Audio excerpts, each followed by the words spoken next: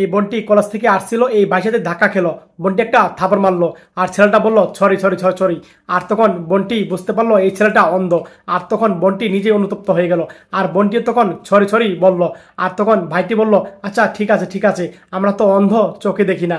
আর তখন বোনটি এই কথা শুনে ছেলেকে নিয়ে তখন একটা চার দোকান দিকে যাচ্ছিল, আর তখন 2 কাপ চার অর্ডার দিল, আর 2 কাপ চা রেডি করলো। আর বোনটি 2 কাপ চা নিয়ে তখন এই অন্ধ ভাইয়ের কাছে যাচ্ছিল, আর তখন 1 কাপ চা তখন এই অন্ধ ভাইটাকে দিল। আর তখন এই ভাইটা কাপটা নিয়ে তখন চা খাওয়া শুরু করেছিল, আর তখন বোনটিও চা খাচ্ছিল, আর তখন ভাইয়ের সাথে কথা বলছিল। এক পর্যায়ে এই বোনটি এই ভাইয়ের প্রেমে পড়ে গেল, ভাইয়ের ব্যবহার এবং কথা শুনে মনোমুগ্ধ হয়ে গেছে এই বোনটি।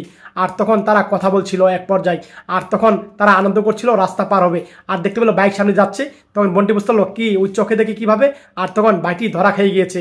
আর তখন ভাইটি বলল আমি তোমাকে ভালোবাসি, তার জন্য এই অভিনয়গুলো করেছি আমি। এই ভাইটি এই কথাগুলো বলল, আর তখন বোনটিও চুপ করে থাকলো, আর তখন বলল যে হ্যাঁ আমিও তোমাকে ভালোবাসি, এই কথা বলল।